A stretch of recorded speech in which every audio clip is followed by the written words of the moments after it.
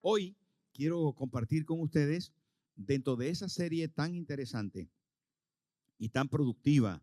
Digo productiva porque es tan edificante, tan direccionadora, aleccionadora y demás, eh, que es la serie del libro de los Hechos de los Apóstoles, Hechos del Espíritu Santo, cuyo escritor Lucas inspirado nos lleva a entender cómo ser iglesia, cómo hacer iglesia, y todo esto nos permite tener herramientas necesarias para poner los pies en la tierra y el corazón en el cielo. De manera bien clara, determinante, hacer las cosas de buena forma. Por lo tanto, vamos a la palabra de Dios para hablar acerca de la iglesia de Antioquía. Capítulo 13, desde el versículo 1 hasta el 5, vamos a leer la palabra de Dios. Había entonces en la iglesia que estaba en Antioquía profetas y maestros: Bernabé, Simón, el que se llamaba Níger, Lucio de Cirene, Manaén, el que se había criado junto con Herodes el tetrarca, y Saulo. Ministrando estos al Señor y ayunando, dijo el Espíritu Santo: apartarme a Bernabé y a Saulo para la obra a que los he llamado.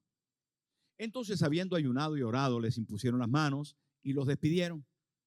Ellos entonces, enviados por el Espíritu Santo, descendieron a Seleucia y de allí navegaron a Chipre. Y llegados a Salamina, anunciaban la palabra de Dios en las sinagogas de los judíos. Tenían también a Juan de ayudante. A unos 500 kilómetros al norte de Jerusalén se levantaba lo que fue llamada la Perla del Oriente, la ciudad de Antioquía.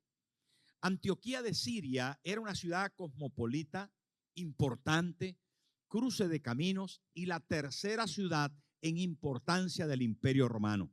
Antioquía llegó a ser no solamente una ciudad importante, sino multirracial, multiétnica, multicultural, una ciudad próspera y una ciudad que se le llamó también la ciudad refugio. ¿Por qué?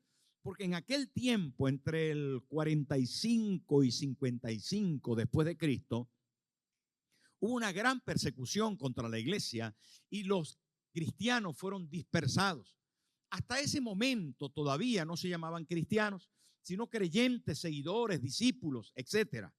Pero Antioquía fue una ciudad receptora, una ciudad que se encargó de ser de alguna forma una atracción, puesto que era una ciudad pujante económicamente y, como dije antes, cruce de camino. Se encargó de ser receptora de todos los perseguidos, extraviados y demás gente que estaba por ahí, creyente, fueron a esa ciudad y se comenzó una iglesia con una capacidad y habilidad para las misiones y para los recursos de todo el reino de Dios significativa.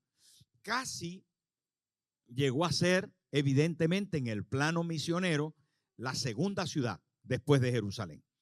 Allí encontramos, repito, a unos 500 kilómetros al norte, esta ciudad tan interesante, tan bonita.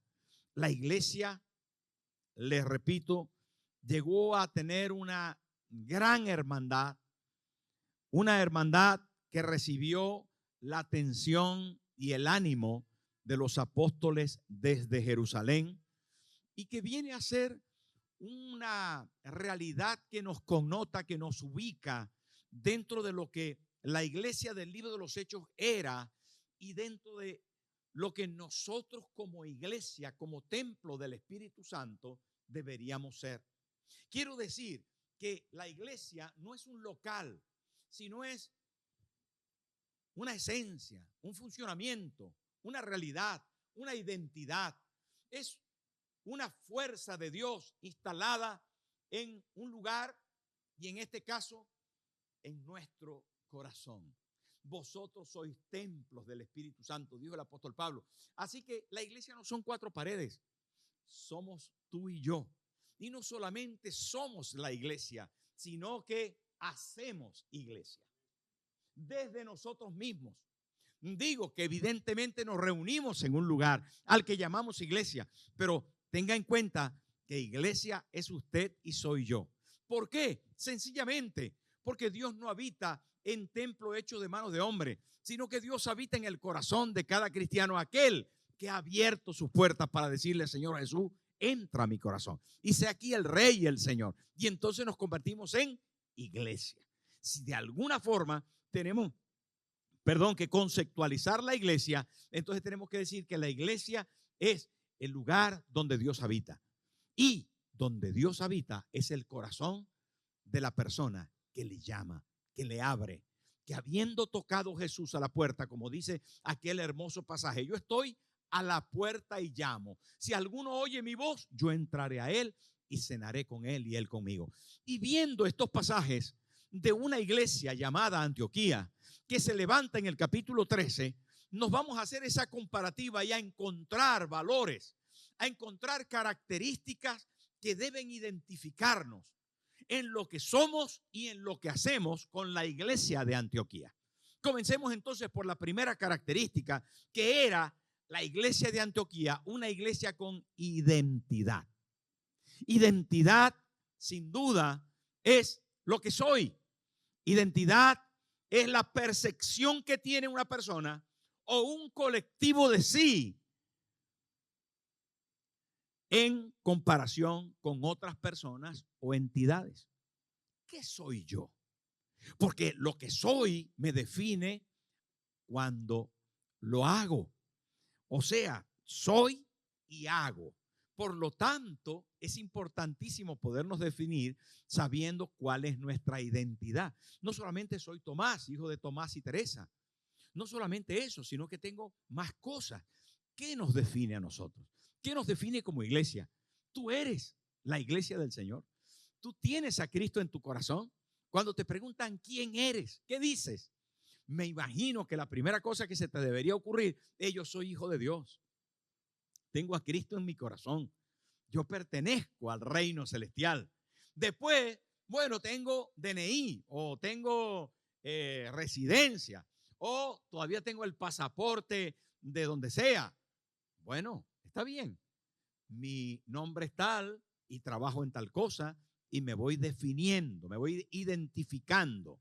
Pero la identidad de la iglesia de Antioquía era tan interesante porque allí por primera vez a los creyentes se les llamó cristianos. Mire lo que dice el versículo 26 del capítulo 11, 11:26. Mire lo que dice. Es muy interesante porque se creó una poderosa, fuerte, firme identidad y se congregaron allí todo un año con la iglesia y enseñaron a mucha gente. Y a los discípulos se les llamó, ¿qué? Esto es identidad. A los discípulos se les llamó, mire que el martes y en algunos momentos hemos enseñado muy firmemente acerca de lo que es un discípulo. Pero a los discípulos en Antioquía se les llamó cristianos y dice por primera vez. Por primera vez. Y se hizo en Antioquía. Quiere decir que un cristiano es aquel seguidor firme, fuerte, serio, determinado, que sigue a Cristo. Cristiano es uno que sigue a Cristo. Y allí en Antioquía se le dio esa identidad. Cristo es primero. Lo que Él haga, yo hago. Donde Él vaya, yo voy. Lo que Él tenga, yo tengo. Yo quiero seguir a Cristo y esa es mi identidad. Y allí los hermanos de Antioquía estaban muy firmes y serios al respecto de esto. Y esto es bastante hermoso. ¿Por qué? Porque sus mentes no estaban centradas en ellos mismos, sino en seguir a Cristo. Sus corazones estaban llenos del deseo de imitar a Cristo en todo lo que sentían y querían. Por lo tanto, cuando hablamos de esa percepción que tiene una persona sobre sí misma, de lo que es, ellos sabían que su dueño y Señor era Jesús. Esa es su percepción de su identidad, de su realidad. ¿Es usted de verdad un cristiano? ¿Tiene a Cristo como prioridad en su vida? Los de Antioquía sí lo tenían. Y esa era la primera cosa que les identificaba. Somos de Cristo. En segundo lugar, la iglesia de Antioquía no solamente era de Cristo y se identificaba así, sino que la iglesia de Antioquía era una iglesia que no tenía miedo. Qué bonito, me gustó mucho esto cuando estaba estudiando, porque ellos fueron, como les dije antes, receptores de todos los esparcidos. En el Imperio Romano estaban persiguiendo a los cristianos. Saulo de Tarso había perseguido a los cristianos, había apedreado a Esteban junto con los de su grupo y se habían esparcido por toda Fenicia, se esparcieron por Samaria, por Judea, fueron hasta la isla de Chipre en el Mediterráneo. Y ¿saben qué? La iglesia de Antioquía dijo: aquí hay lugar para vosotros, venid los que queráis, desde donde estéis, venir que aquí hay casa para vosotros. Qué tremendo eso. ¿Y saben qué? A mí me gusta mucho eso, porque la iglesia Nueva Vida tiene más de 50 nacionalidades. Mire, aquí amamos hasta los peruanos. Ya, pues hermano, tú ya hace mucho que te viniste. Ya no eres tan peruano y eso. ¿Ah? Solo le queda el ceviche, dice. Ya ves. La verdad, fíjese, hermano, que qué bonito. Yo me siento muy orgulloso de la Iglesia Nueva Vida, porque somos más de 50 nacionalidades. Las hemos contado. Impresionante. Aquí hay de todo. Aceptamos hasta los venezolanos. Queremos a todos. Queremos a todos. Y sabe que no solamente eso. Mire, volvemos al capítulo 13, versículo 1. Mire qué cosa más bonita era la iglesia de Antioquía. Y por eso quiero decir que la iglesia Nueva Vida quiere imitar eso. Y de hecho, así lo hacemos. Había entonces en la iglesia que estaba en Antioquía profetas y maestros. Bernabé, Simón, el que se llamaba Níger. ¿Sabes qué es esto? Lo hemos explicado otras veces. Negro. Esto es uno que era moreno, negro. Y dice Lucio de Cirene. Cirene es una ciudad del norte de África, también africano. Este no era rubio. Del norte de África son morenos también. Entonces, pero también dice Manaén, el que se había criado junto con Herodes el tetrarca. Esto es un italiano. Los italianos no son tan morenos como los africanos, son más bien blancos. Pero también estaba Saulo, que era de Tarso, de la zona de Asia Menor, asiático, medio amarillote. Mire, pero se supone que Bernabé, que era judío y que habían pasado por circunstancias tan adversas, no tenía grandes recursos económicos. Pero tal vez el que se había criado con Herodes el tetrarca, que se había criado en un palacio real importante para aquel tiempo, de recursos superabundantes, porque los césares siempre tenían mucho dinero. Entonces nos hace un contraste interesante. Los del norte de África a lo mejor tampoco eran tan pudientes, o no lo sé.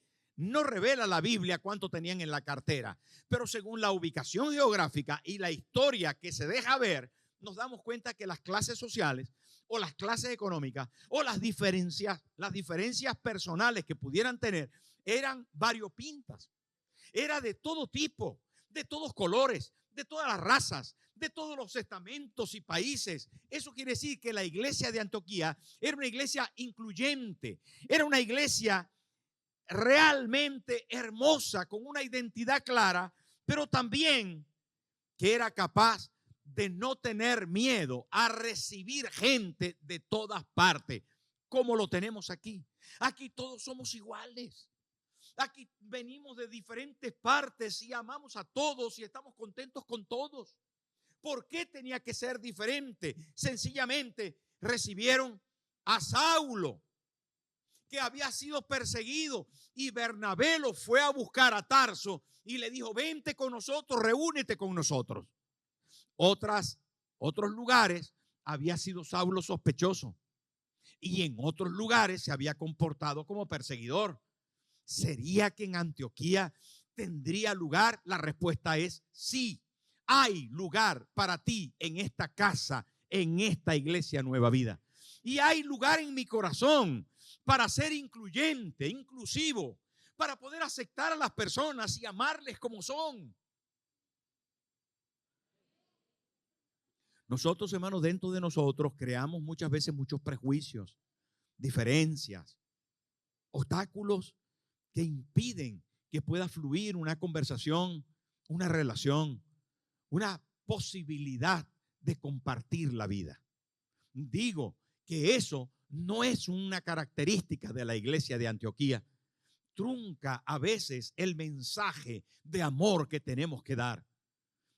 Tenemos que ser incluyentes y no tener miedo. La iglesia de Antioquía no tenía miedo a eso. No tenía miedo a relacionarse con un mundo multirracial, cosmopolita, sino sencillamente decidieron recepcionar, anunciar al Señor entre las naciones, entre las razas, pero también en tiempos difíciles. La iglesia de Antioquía no tenía miedo, aún en tiempos difíciles. ¿Y por qué digo esto? Porque en el capítulo 11, versículos 27 y 28, aparece un detalle que posiblemente se obvia o se deja de mirar de esa manera puntillosa, porque es un asunto importantísimo, pero que no lo solemos saltar. Y es, en aquellos días, unos profetas descendieron de Jerusalén a Antioquía, y levantándose uno de ellos, llamado Ágabo, daba a entender por el Espíritu que vendría una gran hambre en toda la tierra habitada, la cual sucedió en tiempo de Claudio. Aparece un registro en el libro de los Hechos, escrito por Lucas, inspirado, de que venía una gran hambre en aquellos lugares donde estaba la iglesia de Antioquía.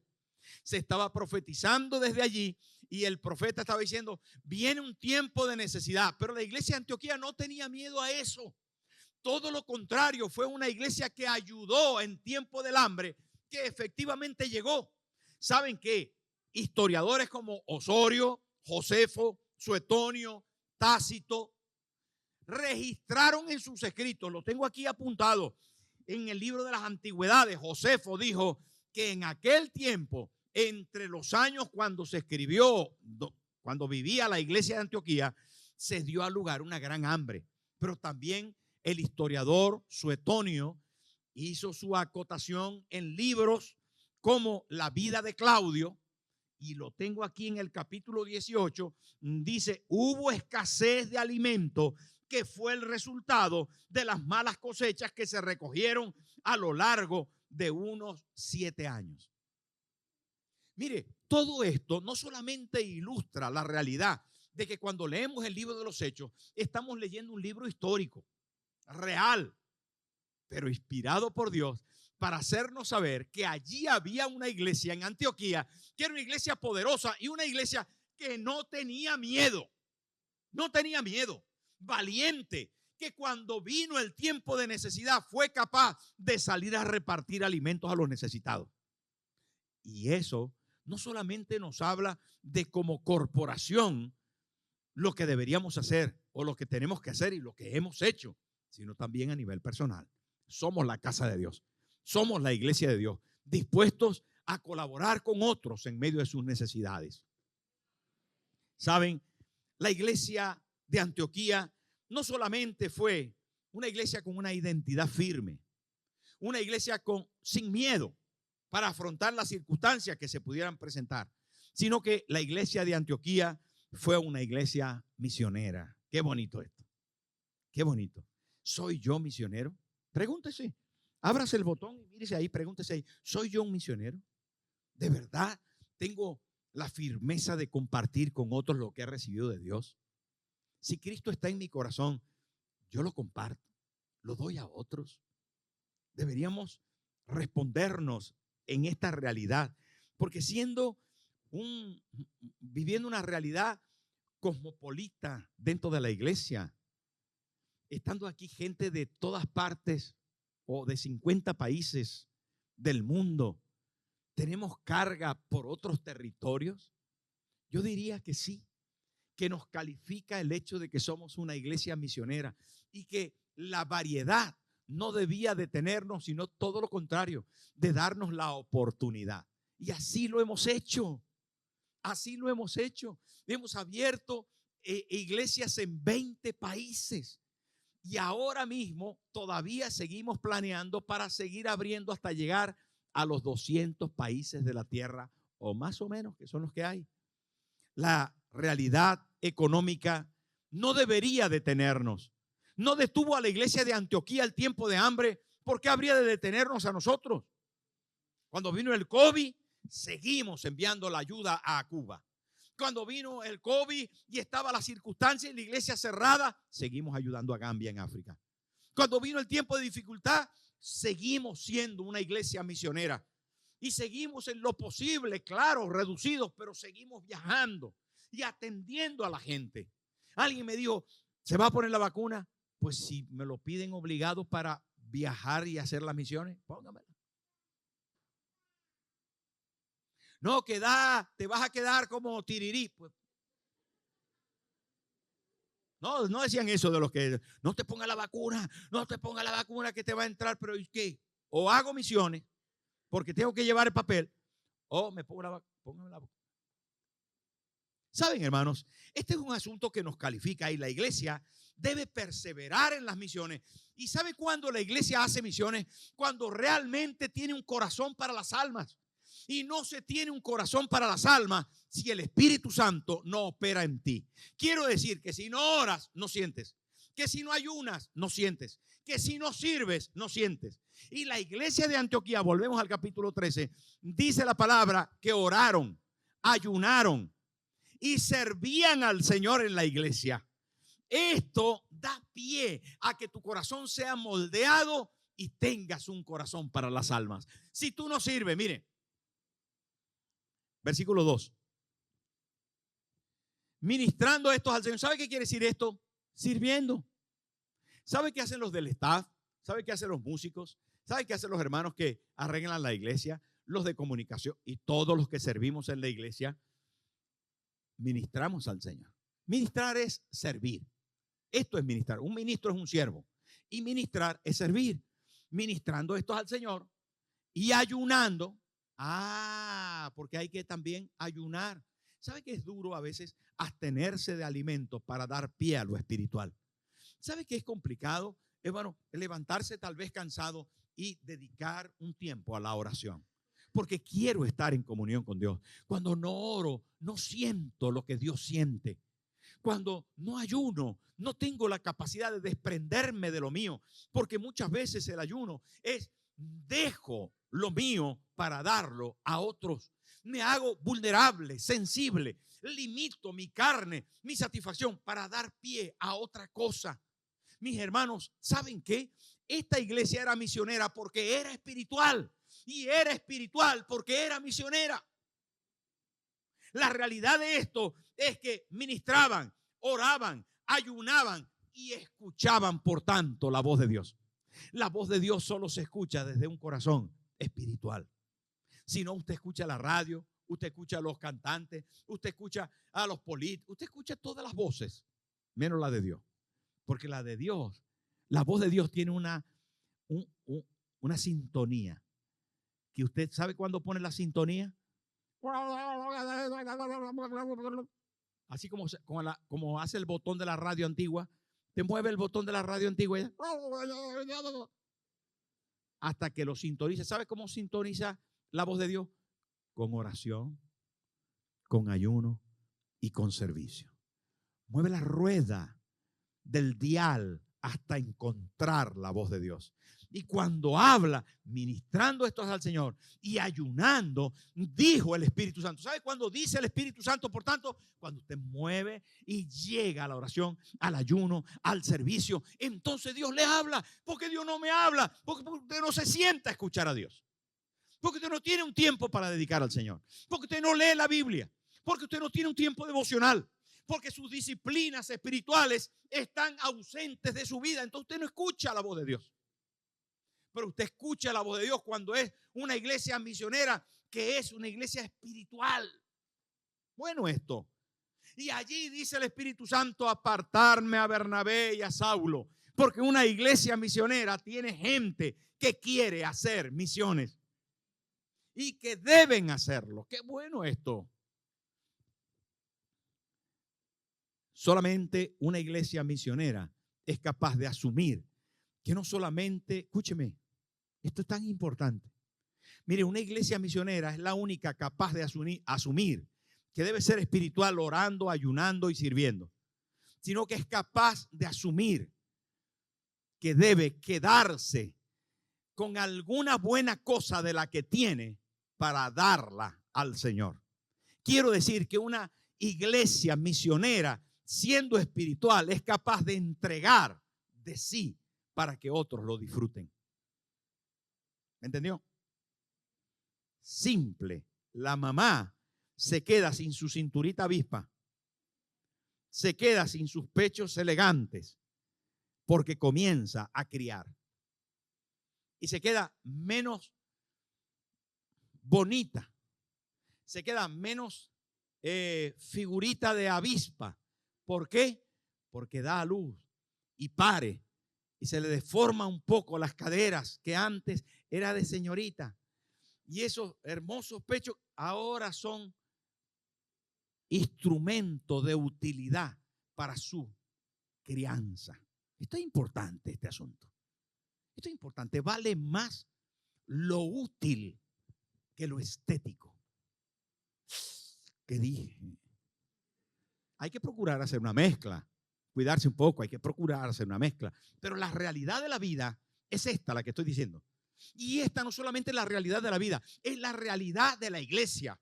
Y una iglesia tiene que tener, bueno, no quiero ser tan expresivo en eso, pero tiene que tener la habilidad de entregarse. ¿Amén o no? Y esta iglesia, dijo el Espíritu Santo, de aquí de la congregación, sacarme a los dos mejores. Porque era así. Bernabé era casi el pastor principal de la iglesia de Antioquía. Y Saulo era el maestro más profundo que había, porque Dios luego lo usó escribiendo la mayoría del Nuevo Testamento. Es que es evidente que cuando ellos se quedaron sin Saulo, le echaron de menos.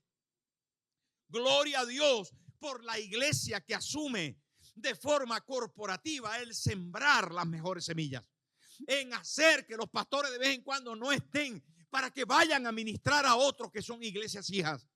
Es importante que podamos extraer líderes, pastores, personas importantes para que puedan ir y llevar el mensaje a otros. Ahí es donde somos iglesia de Antioquía, iglesia del libro de los Hechos, iglesia del Señor. Esto es importante, pero a nivel personal también tiene que autocumplirse. También yo tengo que estar dispuesto a dar esfuerzos especiales, desfigurarme para formar, para figurar la iglesia de Cristo. En mí tiene que haber ese mismo espíritu que hubo en Cristo, que hubo en la iglesia de Antioquía, debe estar en mí, dispuesto a rendirme para otros. ¿Lo entendió? Esa es una iglesia misionera, una iglesia con esa capacidad de despedir lo bueno que tengo, porque sé que otros lo necesitan. ¿Qué? Sí, mamá, esa es la vida en Cristo. Sí, papá, tienes que dar lo mejor para tus hijos. Y repito lo que les he venido diciendo, tenemos 104 hijas en 20 países. Y usted y yo somos responsables de eso. Ayer nos reunimos como todos los sábados, principios del mes. Qué bonitas reuniones tenemos. Uno de los pastores noveles de Argentina me dijo: pastor, me gustó tanto la palabra que escuché que mañana voy a predicar en mi iglesia su mensaje. Qué honor, ¿verdad? Qué honor, ¿no? Poder dar pan a los hijos y ellos cogen ese pedazo de pan, lo parten y lo reparten. Esto es una iglesia misionera.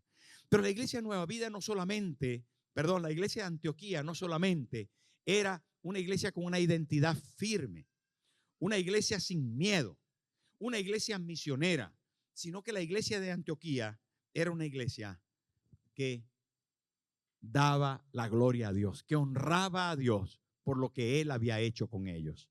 Y ese es el objetivo final de toda la vida, de toda entidad divina, de todo lo que vale, siempre termina diciendo, es por Él. Es para su gloria, es para su honra. La iglesia de Antioquía era poseedora de la gracia divina y la sabía reconocer. Señores, si estamos aquí, es por Él. Si usted esta mañana desayunó, es por Él. Si tiene la pretensión de comer ahora a la mediodía, será por Él. Si está vestido, es por Él. Si usted ha alimentado a sus hijos esta mañana, será por Él. Si tiene trabajo, por Él. Y si no tiene trabajo, gracias a Él, pronto tendrá uno. Y esa gloria y esa realidad de vivir en la gracia de Dios se nota en la iglesia de Antioquía. Consideraron su misión como la obra del Espíritu Santo, un privilegio que Él les había dado. Gracias, Señor, porque me permitiste esta mañana ir a la iglesia. Gracias. Bendito tu nombre, que no fui a ninguna otra parte, no me quedé echado en el sofá, no estaba viendo una película de vaquero. No, me fui a la iglesia y escuché la palabra. Me edificó, aprendí, entendí. Bendito Dios eso. Y ellos lo hicieron. Capítulo 13 del libro de los Hechos, versículo del 2 al 4. Mire lo que pasó. Mire lo que pasó. Qué bonito. Es bonito. Ellos dijeron así, ministrando estos al Señor. Y ayunando, dijo el Espíritu Santo, apartarme para la obra que les he llamado. ¿La obra era de quién? Del Espíritu Santo. Dice el 3. Entonces, habiendo orado y ayunado, le impusieron las manos y los despidieron. Versículo 4. Dice, ellos entonces enviados, ¿por quién? Ellos reconocieron. La iglesia les puso las manos. La iglesia les dijo, bueno, vayan, que hemos entendido que deben ir. Pero, mire, la iglesia tenía un reconocimiento claro de quién era el que tenía la sartén por el mango, y la sartén la tenía el Espíritu Santo. ¿Enviados por quién? Por el Espíritu Santo. Pero lo aseveramos con más fuerza en el capítulo 14, versículo 27. Mire, ellos van, hacen el primer viaje misionero y regresan. ¿A quién me refiero? A Bernabé y a Saulo, que fueron enviados al primer viaje misionero. Vienen y lo encontramos aquí dando el informe del regreso. Y dice, habiendo llegado y reunido a la iglesia, refirieron cuán grandes cosas había hecho Dios con ellos. ¿Quién había hecho las grandes cosas? A veces nosotros escuchamos en las redes y escuchamos en el mundo actual eclesiástico que hay alguna persona que dice, yo soy el pastor o el apóstol o no sé qué. Yo cuando escupo sale humo. Porque lo que hemos hecho, ¿saben qué, hermano? Qué tremendo, qué tremendo. Pobre de nosotros. Tenemos que aprender de la iglesia de Antioquía y de los primeros misioneros que mandaron. Ellos vinieron y dijeron las grandes cosas que Dios había hecho con ellos. Dios había hecho. Y ellos habían sido instrumentos. Ellos habían sido objetos que Dios había usado para bendecir a la gente. Y esto es hermoso, porque nos ubica, nos pone los pies en la tierra. Iglesia del Señor, vamos a llegar a los 200 países, vamos a tener el pez, pero cada vez que tengamos la oportunidad, vamos a decir, gloria a Dios. De Él es el honor, de Él es la provisión, de Él es la grandeza. Él nos ha permitido hacer la obra. Y para recordar otra vez, en el capítulo 5, versículo 4, vuelve a repetirse. Y así sucesivamente, 15:4, mire lo que dice. Qué cosa más bonita.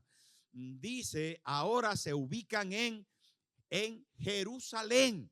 Van a dar cuenta ya a Jerusalén, porque la iglesia da cuenta, los pastores dan cuenta, los misioneros dan cuenta. Nosotros deberíamos dar cuenta. Y dice ahí, y llegados a Jerusalén, fueron recibidos por la iglesia y los apóstoles y los ancianos, y refirieron todas las cosas que Dios había hecho con ellos. Una iglesia que honra a Dios es la iglesia de Antioquía. Me pregunto, a nivel personal, ¿damos gloria a Dios por lo que hemos recibido? ¿Usted es capaz de decir, Señor, gracias por mi trabajo, gracias por la comidita? O como muchas veces le digo, aquí, si no fuera por mí, no comíamos. Si no fuera por la burra que trabaja o por el burro que va a trabajar, aquí no hay comida.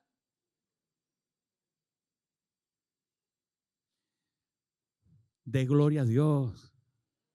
Aprenda a dar la gloria a Dios. ¿Y sabe qué? Va a ser prosperado, va a ser bendecido. No se dé a usted la gloria, ni el sufrido, no, no, no, no, no, no, no, no. Aprenda a considerar que usted puede porque Dios se lo permite, que usted tiene porque Dios se lo da, que usted va a alcanzar más porque Dios es bueno con usted y le ha prometido cosas que va a cumplir. Si andamos en esa senda, entonces andamos en el camino de la iglesia de Antioquía. Una iglesia que queda reflejada por su identidad. Una iglesia que queda reflejada por su confianza y ausencia de temor. Una iglesia que queda reflejada porque es una iglesia misionera. Y una iglesia que queda ahí reflejada en las páginas de las Escrituras porque es una iglesia que aprendió a honrar a Dios en medio de todo. A nivel personal, me pregunto, ¿sabe usted quién es? Le pregunto esta mañana, ¿tiene usted confianza en Dios ausentándose del miedo de cualquier circunstancia? ¿Es misionero usted? Le pregunto, ¿da usted gloria a Dios en medio de las circunstancias que atraviesa? Porque entonces, si usted responde sí a estas cosas, será la iglesia de Cristo y hará iglesia. No solo será, sino que hará. Con sus hechos, con sus palabras, con sus acciones, con su propia vida, usted hará iglesia. Siendo, lo hará. A lo mejor, dice pastor, me encuentro fallido en ese propósito. Bueno, hoy puedes abrir la puerta de tu corazón y decirle, Señor, yo quiero ser tu iglesia. Yo quiero ser lo que tú me llamaste a hacer. Yo quiero ser tu iglesia, una iglesia como la que está aquí en el libro de los Hechos, como la iglesia de Antioquía. Yo quiero ser una iglesia nueva vida, pero yo a nivel personal, yo quiero ser tu iglesia donde tú seas el Señor y el dueño, donde tenga una identidad clara, una confianza profunda, unas misiones determinantes y una persona que da la gloria a tu nombre por todo lo recibido. Póngase en pie, por favor. Cierre sus ojos. A lo mejor usted sabe que es una casa, un templo, una iglesia, pero que está vacía. A lo mejor duda que Jesús sea el dueño de su corazón.